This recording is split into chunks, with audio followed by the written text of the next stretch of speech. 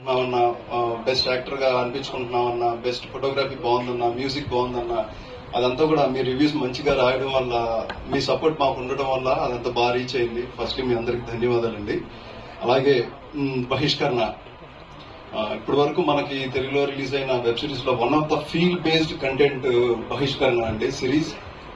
ఎందుకు చెప్తున్నానంటే ఎప్పుడు ఒక వెబ్ సిరీస్ ని ఎలా చూస్తారంటే ప్రతి ఎపిసోడ్ ఒక హ్యాంగ్ ఉండాలి, లేకపోతే ఒక ట్విస్ట్ ఉండాలి, ఈ పాయింట్ ఆఫ్ వ్యూలో చూస్తారు. బట్ ఇది కంప్లీట్ గా ఎమోషన్ ని కనెక్ట్ చేసే వెబ్ సిరీస్ అండి. మీకు ఎపిసోడ్ ని ఎలాగ డ్రైవ్ చేసిందనంటే ట్విస్ట్ కంటే కూడా ఎమోషన్.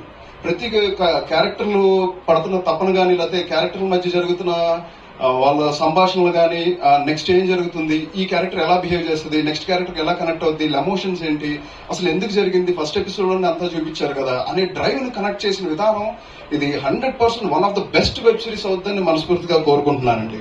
అలాగే ఈ వెబ్ సిరీస్ ఇంత స్ట్రాంగ్ గా అవటానికి, మేమందరం ఇంత బాగా నటించడానికి అంజలి అంటే వెరిస్టాలిటీ ఆఫ్ పర్ఫార్మెన్స్. ఈ 18 years లో అంజలి గారి జర్నీలో ఉన్న తక్కువ సినిమాలు 50 చేసినా దాంట్లో పొటెన్షియాలిటీ ఉన్న క్యారెక్టర్స్ చేయడం అనేది మెయిన్లీ ఇంపార్టెంట్ అండి. అంటే ఒక యాక్టర్ కి సెన్సిబిలిటీస్ చాలా ఉంటాయి.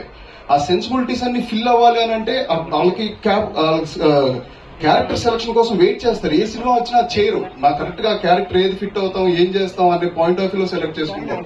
ఇవాళ పుష్ప అనే క్యారెక్టర్ ఈ మా వెబ్ సిరీస్ కి మెయిన్ స్ట్రీమ్ లో ఉండటం, మాకు ప్లస్ అవ్వడం, అంజలి గారితో కలిసి నటించే అవకాశం నాకు దొరకటం అనేది నాకు మనస్ఫూర్తిగా మీకు కృతజ్ఞతలు తెలుపుతున్నానండి. Thank you so much.